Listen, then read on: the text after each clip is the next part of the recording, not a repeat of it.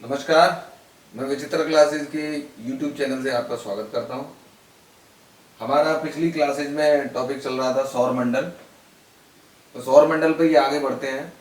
तो जैसा कि मैंने पहले बताया था कि सौर मंडल में सूर्य सौर मंडल का राजा है, सारी ऊर्जाओं का स्रोत है, सारे ग्रह भी सूर्य से ही बने। तो आज सूर्य के बारे में जानते हैं। फिर सूर्य के साथ साथ जो जितने भी ग्रह हैं, यानी 8 ग्रह हैं, तो 8 ग्रहों के बारे में अलग अलग हम लोग जानेंगे। तो सबसे पहले लेते हैं सूर्य।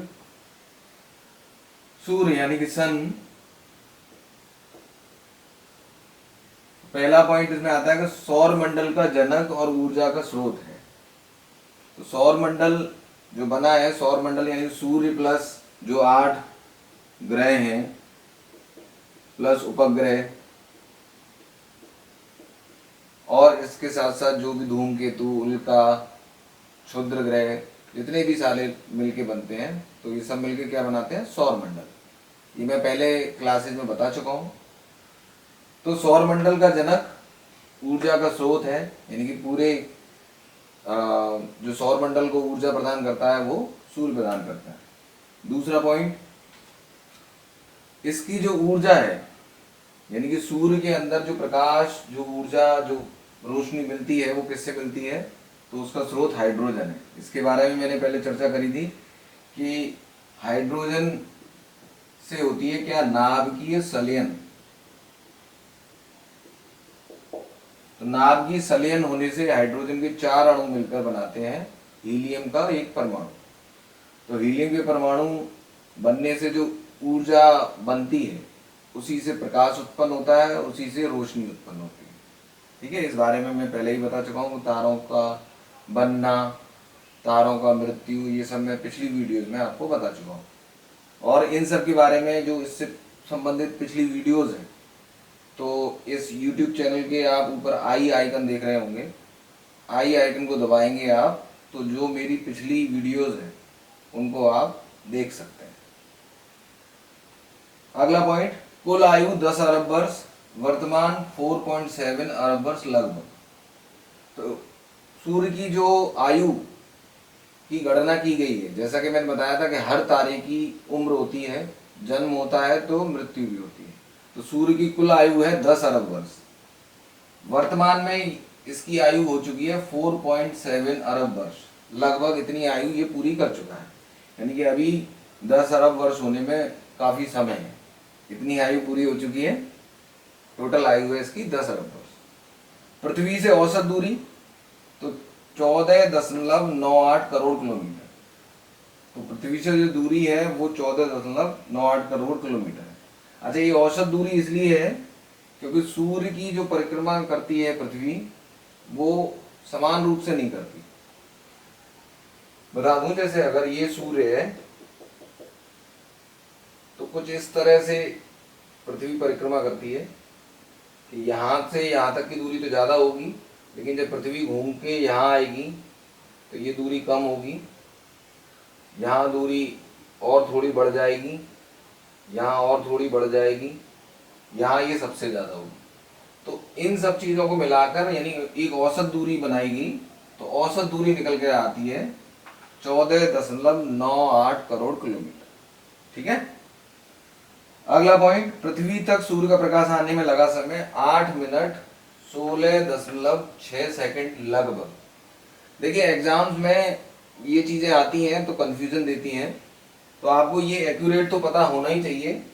इसको लगभग 500 सेकंड भी बोल देते हैं। ठीक है, तो एक्यूरेट आता है तो एक्यूरेट इतना टाइम, लेकिन लगभग की बात हो तो 500 सेकंड लगभग इसे बोल दिया जाता है।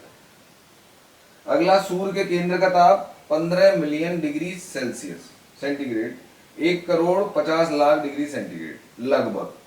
ठीक है, यानी कि सूर्य का जो केंद्र है उसका तापमान की गणना करी गई है, तो कितना है? 15 मिलियन डिग्री सेंटीग्रेड। एक चीज और इस से संबंधित एग्जाम में पूछने को आती है कि सूर्य और तारों का तापमान मापने के लिए किस तापमापी का प्रयोग किया जाता है? तो तापमापी है पायरोमीटर। ध्यान रखना है आपको। पायरोमीटर। ठीक है, अगला क्वेश्चन, अगला चीज देखें, सूर्य के वायुमंडल के स्तर। जैसे हमारी पृथ्वी के वायुमंडल के स्तर हैं, समताप मंडल, मध्य मंडल, ठीक है, आयन मंडल, बहिर्मंडल। उसी प्रकार सूर्य के वायुमंडल के जो स्तर हैं वो 3 हैं, प्रकाश मंडल, वर्णमंडल, क्रीट या कोरोना। प्रकाश मंडल फोटोस्फीयर, वर्णमंडल क्रोमोस्फीयर, और तीसरा जो सबसे बाहरी वायुमंडल का भाग है उसे बोलते हैं क्रीट या कोरोना। ठीक है, यानी कि अगर सूर्य के वायुमंडल देखे जाए तो पहला वाला होगा प्रकाश मंडल, दूसरा होगा वर्णमंडल, और तीसरा जो सबसे लास्ट में होगा वो होगा क्रीट या कोरोना। इससे संबंधित क्वेश्चन पूछने को आता है, एग्जाम में काफी बार आया है कि सूर्य ग्रहण के समय सूर्य का कौन सा भाग दिखाई देता है। तो सूर्य ग्रहण के समय सूर्य का क्रीट या कोरोना भाग दिखाई देता है। आजकल जो फेमस है बहुत ज़्यादा जो चल रहा है कोरोना वायरस। तो कोरोना वायरस का नाम भी कोरोना इसलिए है क्योंकि जब सूक्ष्मदर्शी से और जो भी साइंटिस्ट लोगों से देखा तो वो वैसा ही दिखाई दिया जैसे कि कोरोना दिखाई देता है, यानी सूर्य का बाहरी आवरण जैसा दिखाई देता है वैसा ही वो वायरस दिखाई देता है, तो इसीलिए उसका नाम कोरोना रखा गया। ठीक है, ऐसा बोला गया है। ठीक है, यहाँ तो आपने सूर्य के बारे में जाना। अब जानेंगे आप 8 ग्रह जो हैं, जो 8 ग्रह हैं उनके बारे में।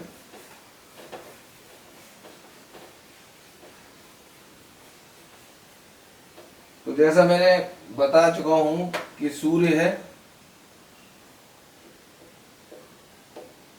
फिर उसके बाद आता है बुध, फिर उसके बाद शुक्र, ये क्रम आपको याद रहना चाहिए, फिर उसके बाद पृथ्वी, फिर उसके बाद मंगल, फिर उसके बाद बृहस्पति, फिर शनि, फिर अरुण और फिर वरुण। ये मैं पहले भी बता चुका हूँ, पिछली वीडियोज में मैंने इनके बारे में, क्रम के बारे में सारी चीजें बताई थी आपको। तो सूर्य हो गया, सबसे पहले लेते हैं हम बुध ग्रह। बुध, तो बुध के बारे में कहा जाए तो बुध सूर्य के सबसे निकट का ग्रह है, जो सूर्य की परिक्रमा लगाता है। ये सूर्य की परिक्रमा लगाता है लगभग 88 दिन में। ठीक, एक दूसरा पॉइंट और इससे आता है कि तापांतर, मैंने बताया था तापांतर लगभग 560 डिग्री सेल्सियस। तापांतर यानी कि दिन के समय यहाँ बहुत गर्मी रहती है और रात्रि के समय यहाँ बर्फीली रातें होती हैं। मतलब दिन और रात के तापमान में अगर अंतर किया जाए तो लगभग 560 डिग्री सेल्सियस का अंतर मिलता है। यहाँ पर 2 कृत्रिम उपग्रह भेजे गए, मैरिनर 10 और मैसेंजर। तो ये एग्जाम में पूछे को आते हैं कि कृत्रिम उपग्रह मैसेंजर किस ग्रह पर भेजा गया, तो आपको ध्यान रखना है बुध पे भेजा। ठीक है, अच्छा अगला हम लेते हैं, अगला ग्रह कौन सा होगा, शुक्र। शुक्र यानी वीनस।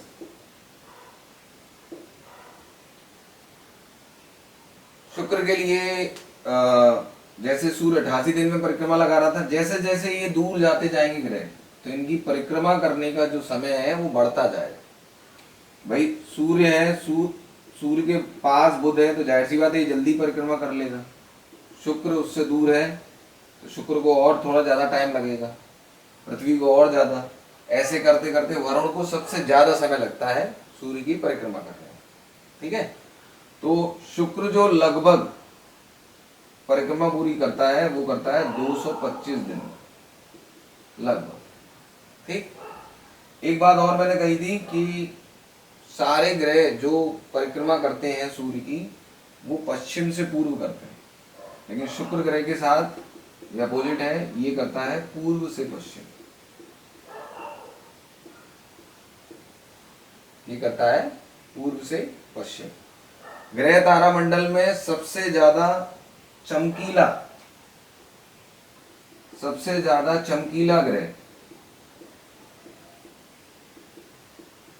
चमकीला ग्रह कौन सा है? शुक्र ही है, जिसको हम आंखों से देखते हैं तो हम कहते हैं शुक्र तारा।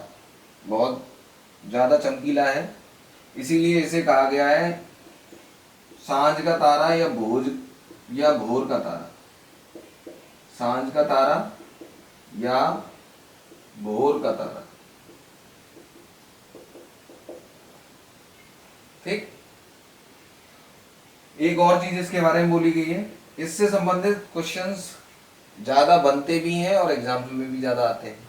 इसको भगनी ग्रह कहा गया है, मैं पहली वीडियोस में भी बता चुका हूँ। भगनी का मतलब होता है बहन। तो काफी सारी कंडीशंस, काफी सारी चीजें इसकी पृथ्वी से मिलती जुलती हैं, तो इसीलिए इसे भगनी ग्रह कहते हैं।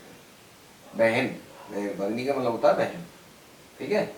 एक क्वेश्चन और यहाँ से बनता है कि इस ग्रह पर प्रेशर कुकर की दशाएं बनती हैं, क्योंकि 90 से 95% यहाँ कार्बन डाइऑक्साइड है। तो इस ग्रह पे जो दशाएं हैं वो प्रेशर कुकर जैसी बनती है। ठीक। अगला ग्रह हम लेते हैं पृथ्वी।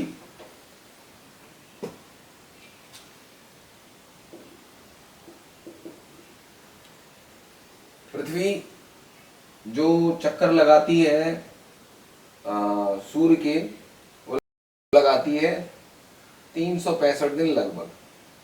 इसको अगर कहा जाए 365 दिन लगभग, अगर और एक्यूरेसी में जाए तो 365 दिन 5 घंटे, 365 दिन 5 घंटे 48 मिनट लगभग 45.5 सेकंड।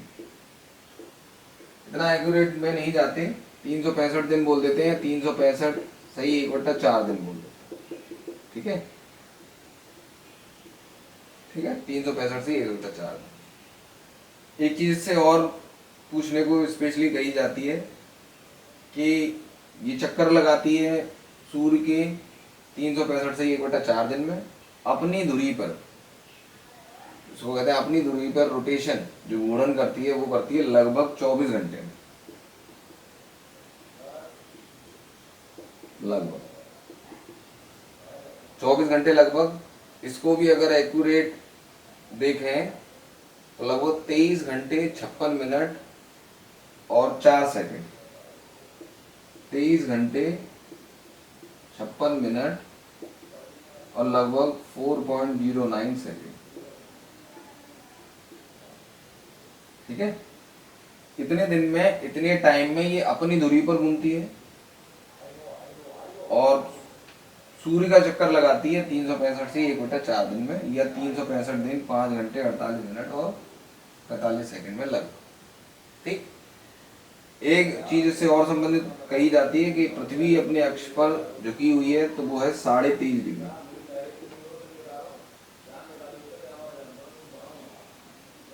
ये है अपने अक्ष पर।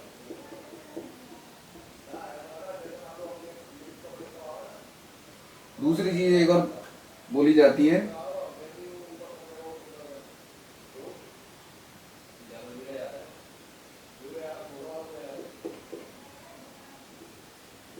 ये कक्षीय झुकाव है।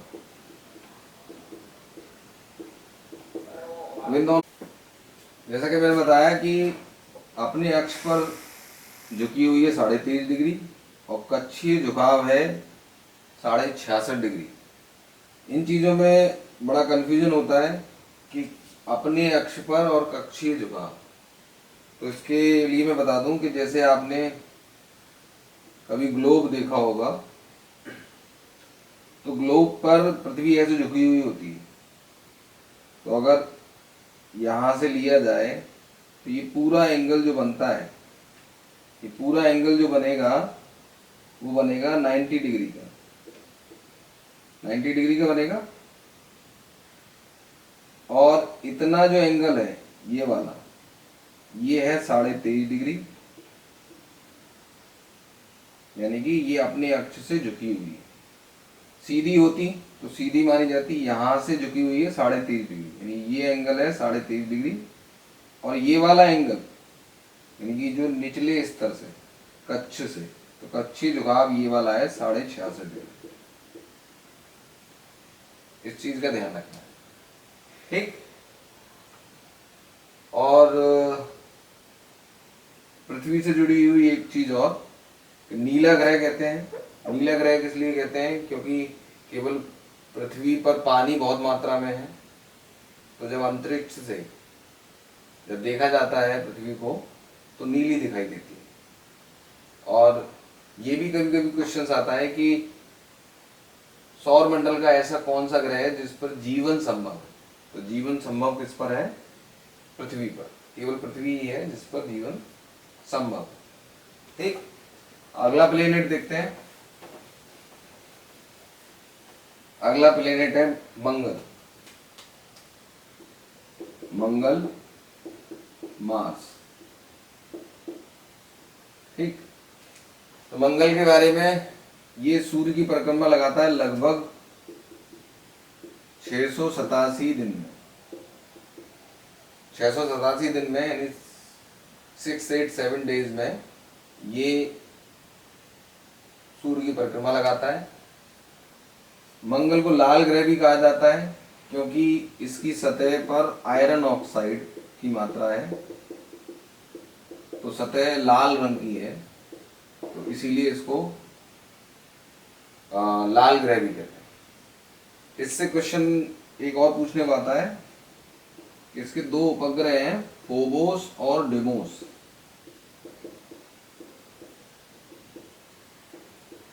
जैसे पृथ्वी का उपग्रह है चंद्रमा, ऐसे ही इसके दो उपग्रह हैं फोबोस और डिमोस। तो डिमोस के लिए कहा जाता है कि सबसे छोटा उपग्रह है, सबसे छोटा चंद्रमा कहा जाए। सौर मंडल के जितने भी ग्रह हैं, जितने भी उनके उपग्रह हैं, सबसे छोटा जो है वो उपग्रह डिमोस है। ऐसे भी क्वेश्चन पूछने का आता है कि सबसे छोटा उपग्रह किसका है, तो मंगल का। और ये भी पूछने आता है कि डिमोस किसका, डिमोस उपग्रह किसका उपग्रह है, तो भी मंगल का, ठीक। तो मंगल आप देख रहे हैं कि यहाँ क्रम के हिसाब से चौथे नंबर पर है, ठीक। एक चीज और इससे आती है कि एक इस पर पर्वत है निक्स ओलंपिया।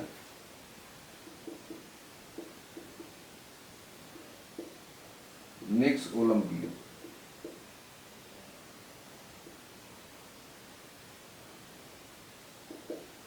तो ये इतना ऊंचा पर्वत है कि एवरेस्ट से भी 3 गुना लंबा, 3 गुना ऊंचा है। तो सौर मंडल का, जैसे पृथ्वी का, हमारी पृथ्वी पर अगर पूछा जाए तो सबसे ऊंचा पर्वत कौन सा है? माउंट एवरेस्ट, ठीक।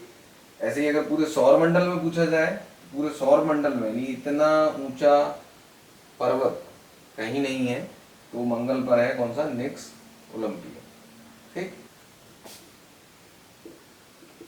मंगलयान, भारत ने 2013 में मंगलयान भेजा मंगल पर, उस यान का नाम रखा मंगलयान, और जो कि 2014 में यानी कि 5 नवंबर 2013 में भेजा, और 24 सितंबर 2014 को वो मंगल पर पहुंचा। लगभग 11 महीने कह सकते हैं आप, 10-11 महीने में वो मंगल पहुंचा, ठीक है। अगला ग्रह देखते हैं। इसके बाद अगला ग्रह है बृहस्पति, जुपिटर।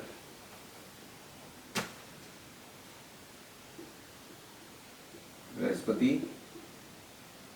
जुपिटर,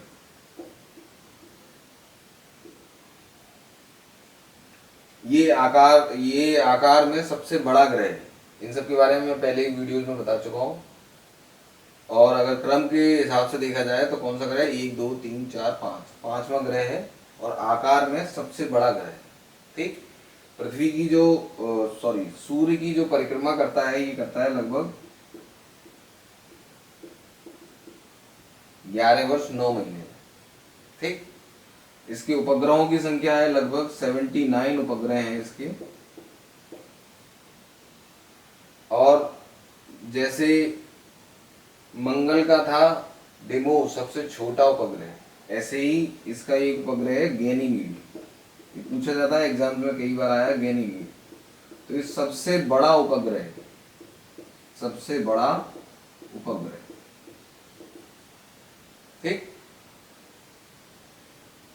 घूर्णन गति जो रोटेशन है इसका सारे ग्रहों में सबसे कम है। जैसे पृथ्वी का था कितना, 24 घंटे लगभग अपनी दूरी पर घूम रही थी, तो इसका लगभग 10 घंटे है। कहा जाए तो 9 घंटे 55 मिनट, लगभग 10 घंटे। ऐसे भी क्वेश्चन पूछने को आता है कि सबसे कम घूर्णन काल किसका है, तो वो है बृहस्पति का, जुपिटर का, ठीक। इसके बाद आते हैं हम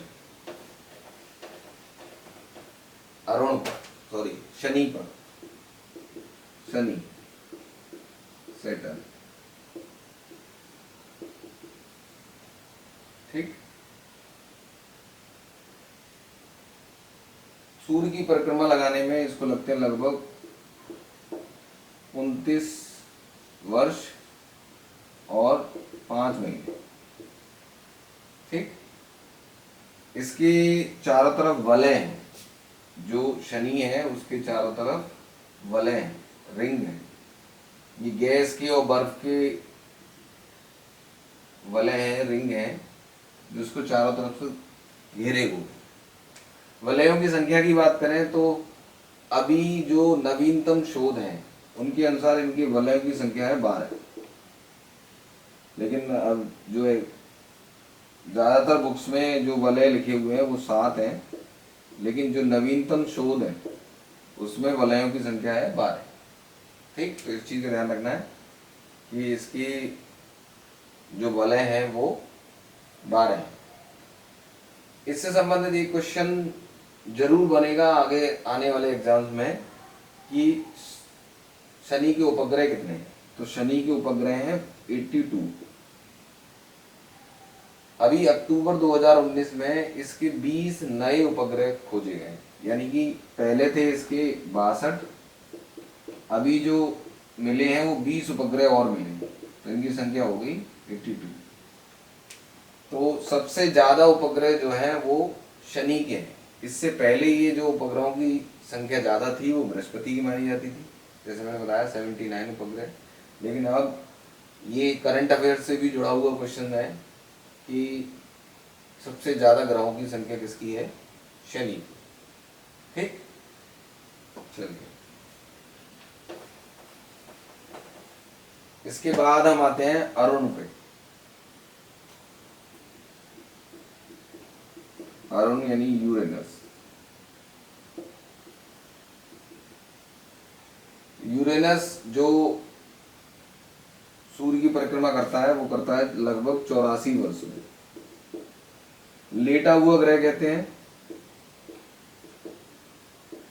लेटा हुआ ग्रह क्यों कहते हैं, क्योंकि ये जैसे पृथ्वी 23.5 डिग्री झुकी हुई, ये बहुत ज्यादा झुका हुआ है, लगभग बोलते हैं 90 की डिग्री पे झुका हुआ है, तो ये लेटा हुआ लगता है, तो इसीलिए इसको बोलते हैं लेटा हुआ ग्रह। एक चीज और यहाँ मैं बता दूं कि जैसे मैंने बताया था शुक्र और उनकी एक चीजें मिलती जुलती हैं कि इनका जो घूमने का क्रम है सूर्य की परिक्रमा लगाने का वो पूर्व से पश्चिम है। ये बहुत जरूरी क्वेश्चन है, ध्यान रखें कि बाकी सारे ग्रह लगाते हैं पश्चिम से पूर्व, ये लगाता है पूर्व से पश्चिम, ठीक। वलयों की संख्या जो इसकी बोली जाती है वो वलयों की संख्या 5 बोली जाती है। देखिए एक चीज मैं यहाँ बता दूं कि स्पष्टतः जो वलय दिखाई देते हैं वो शनि के और अरुण के दिखाई देते हैं, लेकिन वलय अगर देखे जाएं धूमिल रूप में वलय बृहस्पति के भी हैं और वरुण के भी, इन दोनों के पास भी वलय हैं। वलय मतलब गैस के और छोटे छोटे टुकड़े हैं बर्फ के जो इनकी चक्कर लगाते हैं। तो यहाँ वलयों की संख्या यूरेनस के साथ कितनी है, 5, ठीक। अगली चीज देखते हैं, अगला ग्रह है वरुण। यानी कि नेपच्यून। नेपच्यून ग्रह सबसे बाद का ग्रह है, यानी कहा जाए तो 8वां ग्रह है क्रम के हिसाब से, और सूर्य की परिक्रमा लगाता है लगभग 165 वर्ष में। सबसे दूर है तो सबसे देर में लगाता है। और इसके बारे में जो कहा जाए कि सबसे अंतिम ग्रह भी माना जाता है वरुण। इससे पहले अंतिम ग्रह माना जाता था यम। जैसे मैंने पिछली वीडियो में बताया था कि अंतर्राष्ट्रीय संगठन, जो खगोलीय संगठन है, इंटरनेशनल एस्ट्रोनॉमिकल, तो उन्होंने संघ ने ये तय किया कि यम को ग्रहों की श्रेणी से बाहर निकाल दो। तो यम को उन्होंने रखा है बौने ग्रह की श्रेणी में। ठीक है, तो यहाँ यम के लिए मैं एक क्वेश्चन बता दूं कि यम को बना दिया गया बौना ग्रह या ड्वार्फ प्लेनेट।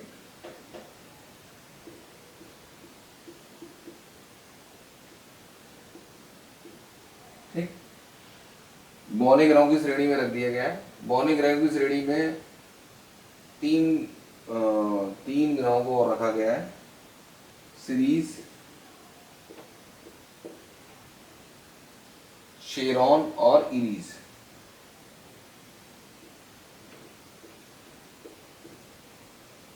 Series, sorry, शेरॉन।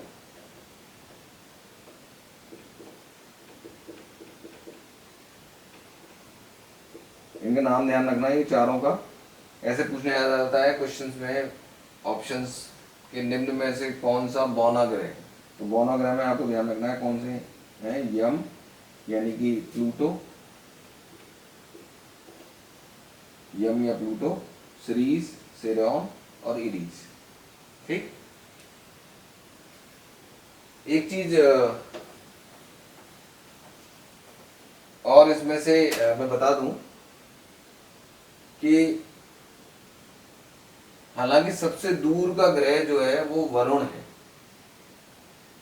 और लेकिन फिर भी जो सबसे ठंडा ग्रह बोला जाता है, जहाँ का तापमान सबसे ज्यादा ठंडा है, अगर वैसे देखा जाए तो जो ज्यादा दूर होगा वो ज्यादा ठंडा होगा, लेकिन सबसे ज्यादा जो ठंडा प्लेनेट है वो है अरुण, यानी कि यूरेनस। सबसे ठंडा, इसकी सतह सबसे ज्यादा ठंडी है। ठीक, उसी प्रकार से अगर सूर्य के पास बुध ग्रह है तो आप सोचेंगे कि सबसे ज्यादा गर्म ग्रह बुध होगा, लेकिन जो सतह सबसे ज्यादा जो गर्म है, सॉरी, सतह सबसे ज्यादा जो गर्म है वो शुक्र की है। अभी ये चमकता है और इसको सांझ का तारा या भोर का तारा कहते हैं। ठीक, चलो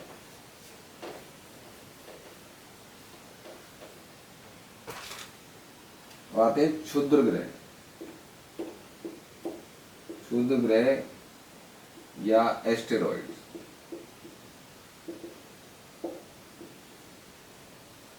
क्षुद्र ग्रह या एस्टेरॉइड्स किसे कहते हैं कि मंगल और बृहस्पति के बीच, ये जैसे मंगल और बृहस्पति हैं, तो मंगल और बृहस्पति के बीच बहुत सारे छोटे छोटे टुकड़े नुमा आकृति हैं जो कि चक्कर लगाते हैं, सूर्य की परिक्रमा ये साथ साथ करते हैं। यानी ये सारे ग्रह तो कर ही रहे हैं परिक्रमा, बाकी छोटे छोटे उल्का पिंड जैसे हैं टुकड़े, ये भी परिक्रमा करते हैं। तो इन्हीं, ये छोटे छोटे टुकड़े हैं जिनकी संख्या लगभग 40,000 है, इन्हीं को कहते हैं क्षुद्र ग्रह या एस्टेरॉइड्स। क्वेश्चंस कैसे आता है, ये पूछा जाता है कि क्षुद्र ग्रह या एस्टेरॉइड्स किन दो ग्रहों के बीच में होते हैं। तो ऑप्शन में दिया होगा मंगल बृहस्पति, बृहस्पति शनि, पृथ्वी मंगल, शुक्र पृथ्वी। ठीक है, तो आपको ध्यान रखना है कि मंगल और बृहस्पति के बीच में पाए जाते हैं एस्टेरॉइड्स। ठीक, चलिए अगली चीज देखते हैं, उपग्रहों के बारे में। सौर मंडल का एक और जो कहते हैं पार्ट है, ग्रह तो हो ही गए, उपग्रह। तो उपग्रहों के बारे में कहा जाए कि ऐसे पिंड जो किसी निश्चित ग्रह की परिक्रमा करें और साथ साथ सूर्य की भी परिक्रमा करें। जैसे पृथ्वी का जो उपग्रह है वो है चंद्रमा। तो चंद्रमा पृथ्वी की परिक्रमा करता है और पृथ्वी भी घूमती है, तो जाहिर सी बात है कि पृथ्वी की परिक्रमा करते करते वो सूर्य की परिक्रमा भी कर लेता है। तो ऐसे ही सारे ग्रहों के उपग्रह हैं, कुछ के नहीं भी हैं, जैसे बुध और शुक्र। बुध और शुक्र का कोई भी उपग्रह नहीं है, उपग्रह नहीं। ठीक है। इससे पहले एक चीज मैं बता ही चुका हूं कि सबसे ज्यादा उपग्रह शनि के हैं, सबसे ज्यादा उपग्रह शनि के हैं। ठीक। जो पृथ्वी का उपग्रह जैसे उसका नाम है चंद्रमा। ठीक। अच्छा, कुछ कंडीशंस हैं जो चंद्रमा के साथ बनती हैं स्पेशली, तो वो कंडीशंस हैं super moon. Super moon condition बोली जाती है कि जब चंद्रमा पृथ्वी के सबसे ज्यादा नजदीक होता है, सबसे ज्यादा पास होता है, तो वो कंडीशन कहलाती है सुपर मून की। ठीक। मैंने जैसे बताया कि सूर्य की परिक्रमा करती है पृथ्वी, ऐसे ही चंद्रमा पृथ्वी की परिक्रमा करता है। जैसे ये पृथ्वी है और चंद्रमा परिक्रमा कर रहा है, तो कभी पास होगा, कभी यहाँ, अगर मान लीजिए यहाँ चंद्रमा आया तो यहाँ दूर होगा। तो जो सबसे पास की कंडीशन बनती है चंद्रमा की पृथ्वी के साथ, तो वो स्थिति ही कहलाती है सुपर मून स्थिति, सुपर मून। ठीक। जो औसत दूरी है, मैंने बताया ना कि पास में है और दूर है, तो लगभग जो औसत दूरी चंद्रमा की पृथ्वी से है वो है 3,84,000 किलोमीटर। ठीक। ये औसत दूरी है चंद्रमा की पृथ्वी से। ठीक।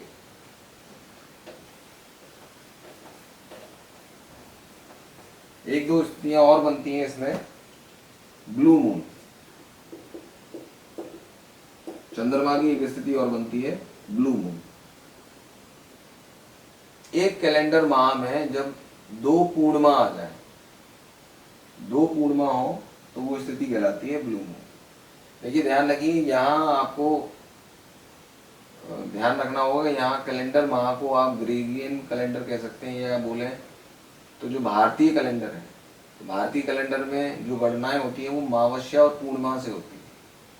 15 दिन में मावस्या आती है, उसके 15 दिन बाद पूर्णमासी आती है।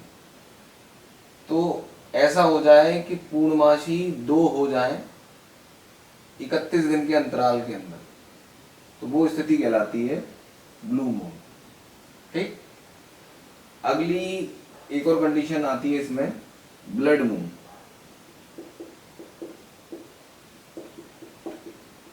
ब्लड मून, ब्लड मून क्या है कि लगातार 4 पूर्ण चंद्र ग्रहण अगर हो जाए, लगातार 4 पूर्ण चंद्र ग्रहण, तो वो स्थिति कहलाती है ब्लड मून। ध्यान रखिए, इसमें क्वेश्चंस कैसे बनते हैं। क्वेश्चंस ऐसे बनते हैं कि ब्लड मून स्थिति कहलाती है, ऑप्शन होगा 4 पूर्ण चंद्र ग्रहण, ऑप्शन बी 3 पूर्ण चंद्र ग्रहण, 2 पूर्ण चंद्र ग्रहण, या 1 पूर्ण चंद्र ग्रहण। तो आपको ध्यान रखना है इसमें क्या होगा, 4 पूर्ण चंद्र ग्रहण। ऐसे ही एक और क्वेश्चन बनता है कि ब्लू मून होता है 1 माह में 2 पूर्णिमाएं, 1 माह में 2 अमावस्याएं, इस तरह से ऑप्शन बना के देते हैं। ठीक है। तो इस चीज़ों पे आपको आधारित क्वेश्चंस का ध्यान रखना है। यहाँ तक ये चीज़ें जो मैंने कराई हैं वो सौरमंडल की काफ़ी चीज़ें करा दी हैं। इसके बाद मैं पृथ्वी की गतियाँ, अक्षांश देशांतर, लॉन्गिट्यूड लैटिट्यूड के बारे में आपको बताऊंगा। तब तक के लिए नमस्कार।